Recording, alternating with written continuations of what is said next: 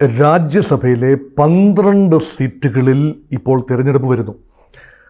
അത് 12 സീറ്റും സ്വാഭാവിക കാരണത്താൽ ടേം അവസാനിച്ചതുകൊണ്ട് സംഭവിക്കുന്ന തിരഞ്ഞെടുപ്പല്ല. 10 സീറ്റുകളിൽ ലോക്സഭയിലേക്ക് തിരഞ്ഞെടുക്കപ്പെട്ട രാജ്യസഭാ അംഗങ്ങൾ രാജിവെച്ച ഒഴിവിൽ നടക്കുന്ന തിരഞ്ഞെടുപ്പാണ്. നമ്മുടെ കേരളത്തിൻ്റെ ആലപ്പുഴ മണ്ഡലത്തെ പ്രതിനിധീകരിക്കുന്ന കെ.സി. വേണുഗോപാൽ രാജിവെച്ച ഒഴിവ് രാജസ്ഥാനിലുണ്ട്. അതുപോലെ പല എം പിമാരും, മാധവറാവ് സിന്ധ്യയുടെ മകൻ ജ്യോതിരാദിത്യ സിന്ധ്യ മധ്യപ്രദേശിൽ രാജിവെച്ച ഒഴിവുണ്ട്. ഇപ്പോൾ മധ്യപ്രദേശിൽ തിരഞ്ഞെടുപ്പ് നടക്കണം. അങ്ങനെ പല സംസ്ഥാനങ്ങളിലായി 10 ഇടത്തെങ്കിലും രാജ്യസഭയെ എം പിമാർ രാജിവെച്ച് ലോക്സഭാ തെരഞ്ഞെടുപ്പ് ജയിച്ചത് കൊണ്ട് ഉണ്ടായ വേക്കൻസി ഫില്ലപ്പ് ചെയ്യണം. പിന്നെ 2 സീറ്റുകൾ കൂറുമാറി സംഭവിച്ചതാണ്. ഒറീസയിൽ ബിജു ജനതാദളിൻ്റെ ഒരു എം പി അവസരം പാർത്ത് BJP യിലേക്ക് ചേക്കേർത്തി. കാരണം BJP ഒരു പ്രോമിനൻസ് ലഭിക്കുന്നു എന്നൊരു സൂചന കിട്ടിയപ്പോൾ BJP യിലേക്ക് മാറി. അതുപോലെ ആന്ധ്രാപ്രദേശിൽ തെലങ്കാനയിൽ ഒരു എം പി, കോൺഗ്രസിനാണല്ലോ ഇപ്പോൾ നല്ല കാലം തെലങ്കാനയിൽ, അങ്ങനെ ഭാരത രാഷ്ട്ര സമിതി BRSൻ്റെ ഒരു എം പി കോൺഗ്രസിലേക്ക് മാറി. ഇവിടെ ഈ 2 സീറ്റുകളിലും ആ മാറിയ ആളുകൾ തന്നെ മത്സരിക്കുന്നു.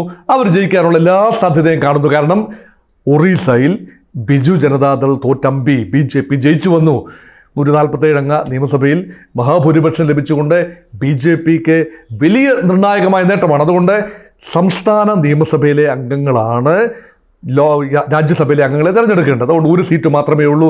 തീർച്ചയായും BJDയുടെ എം പി BJP യിലേക്ക് പോയി ഇപ്പോൾ ആ BJP ടിക്കറ്റിൽ വീണ്ടും മത്സരിക്കുമ്പോൾ അദ്ദേഹത്തിൻ്റെ ടേം പൂർത്തിയാക്കാൻ ഇനിയൊരു 6 വർഷം കിട്ടില്ല. രാജ്യസഭയിലെ അംഗസംഖ്യ 6 വർഷമാണ്. പക്ഷേ അദ്ദേഹത്തിന് എത്ര ടേമാണോ പൂർത്തിയാക്കാനുള്ളത് ബാക്കി കാലാവധി ലഭിക്കും. അതുകൊണ്ട് അദ്ദേഹം ജയിക്കുമെന്ന് ഉറപ്പാക്കാം. അങ്ങനെ BJPക്ക് അവിടെ ഒരു സീറ്റ് കിട്ടി. അതുപോലെ തെലങ്കാനയിൽ കോൺഗ്രസിലേക്ക് കടന്നു വന്ന BRSൻ്റെ എം പി വീണ്ടും മത്സരിക്കുന്നു. ആ എം പിക്ക് വീണ്ടും ജയിച്ചു വരാനുള്ള അവസരമുണ്ട്. കാരണം കോൺഗ്രസിന് തെലങ്കാന നിയമസഭയിൽ ഭൂരിപക്ഷമുണ്ട്, ജയിച്ചു വരും. പക്ഷേ രാജസ്ഥാനിൽ ഞാൻ നേരത്തെ സൂചിപ്പിച്ച കെ.സി. വേണുഗോപാലിൻ്റെ കാര്യം പരിങ്ങലാണ്. കാരണം കെ.സി. വേണുഗോപാൽ രാജസ്ഥാനിൽ മത്സരിച്ച് ജയിച്ചു. കാരണം രാജസ്ഥാനിൽ കോൺഗ്രസിന് അംഗസംഖ്യ ഏറെ ഉണ്ടായിരുന്ന ഒരു സമയത്താണ് അന്ന് മത്സരിച്ചത്.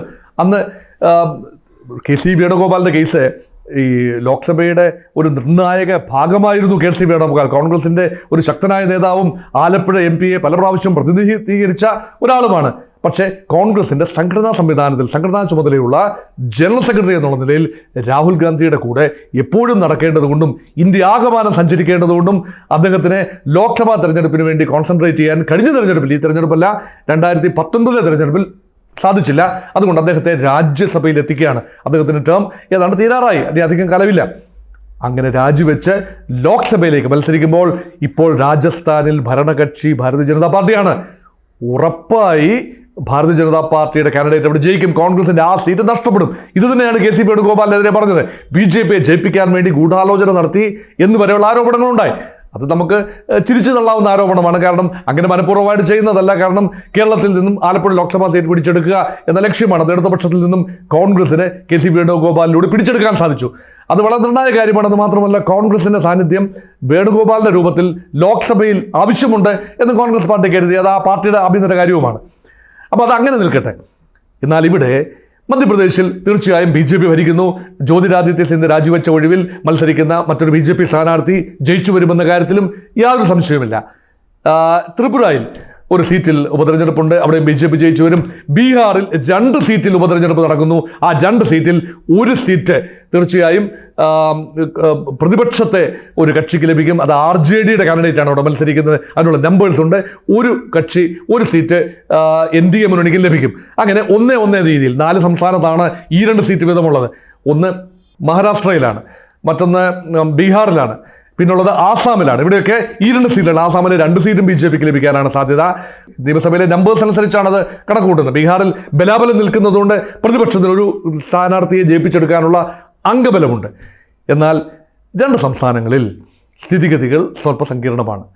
അവിടെ നോക്കൂ, ഹരിയാനയിൽ 90 അംഗ നിയമസഭയിൽ പരാപര നമ്പറിലാണ് ഇപ്പോൾ ഭരണപക്ഷമായ BJPയെ സഹായിച്ചിരുന്ന JJP പിന്തുണ പിൻവലിച്ചു മാറി നിൽക്കുന്നു. അതുമാത്രമല്ല കഴിഞ്ഞ ഉപതെരഞ്ഞെടുപ്പുകൾ നടന്നപ്പോൾ കോൺഗ്രസിന് നിർണായകമായ നേട്ടമുണ്ടാക്കാൻ കഴിഞ്ഞു. ലോക്സഭാ തെരഞ്ഞെടുപ്പിലും 10 സീറ്റിൽ 5 സീറ്റ് കോൺഗ്രസും 5 സീറ്റ് BJP എന്ന നിലയിലാണ്.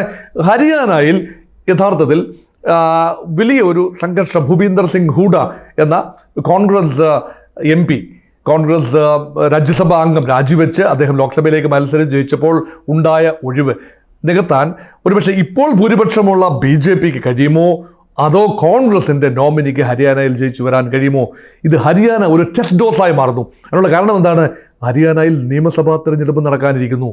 അതുകൊണ്ട് നിയമസഭാ തെരഞ്ഞെടുപ്പ് നടക്കാനിരിക്കുന്ന ഹരിയാനയിലും മഹാരാഷ്ട്രയിലും നടക്കുന്ന രാജ്യസഭാ തെരഞ്ഞെടുപ്പ് ഉദ്വേഗത്തിൻ്റെ മുൾമുനയിലേക്ക് രാഷ്ട്രീയ ലോകത്തെ കൂട്ടിക്കൊണ്ടുപോകുമെന്ന നിസ്സംശയമാണ്. അതുകൊണ്ട് ഹരിയാനയിൽ എങ്ങനെയും തിരിയാം.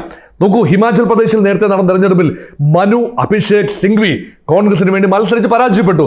ഹിമാചൽ പ്രദേശ് ഭരിക്കുന്ന കോൺഗ്രസ് ആണെന്ന് ഓർക്കണം. ഒറ്റ സീറ്റിലേക്ക് തെരഞ്ഞെടുപ്പ് നടക്കുന്നു. BJP അംഗങ്ങൾ വോട്ട് ചെയ്തതിനോടൊപ്പം തന്നെ കോൺഗ്രസ് അംഗങ്ങൾ കുറേ പേര് കൂറുമാറി വോട്ട് ചെയ്തു. അവരെ അയോഗ്യരായി. അവിടെ ഉപതെരഞ്ഞെടുപ്പ് നടന്നു. അവിടെ ഭാഗ്യത്തിന് കോൺഗ്രസിന് അവിടെ ഒരു ഭാഗ്യം ലഭിച്ചു.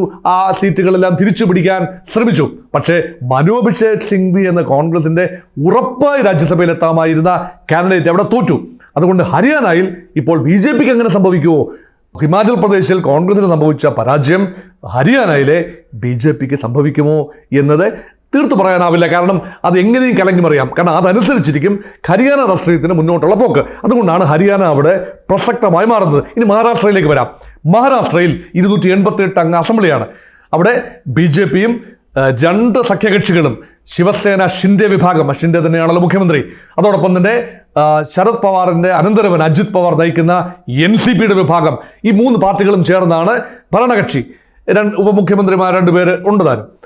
പക്ഷേ അവിടെ ഭരണകക്ഷിക്ക് മുൻതൂക്കമുണ്ടെങ്കിലും ഒരു സീറ്റ് ഉറപ്പായി ഒരുപക്ഷെ ഭരണകക്ഷിക്ക് ലഭിക്കാം. പക്ഷേ മറ്റേ സീറ്റ് പ്രതിപക്ഷത്തിന് ലഭിക്കാനുള്ള സാധ്യതയാണ് കാണുന്നത്. കാരണം ഒരു പക്ഷേ ക്രോസ് വോട്ടിംഗ് സംഭവിക്കാം. മഹാരാഷ്ട്രയാണ് ക്രോസ് വോട്ടിംഗ് ഉണ്ടാകാനുള്ള സാധ്യത. ക്രോസ് വോട്ടിംഗ് ഉണ്ട് എങ്കിൽ അത് സാധ്യത കൂടുതൽ. അജിത് പവാറിൻ്റെ NCP അതിൻ്റെ അംഗങ്ങൾ ഖിന്നരാണ്.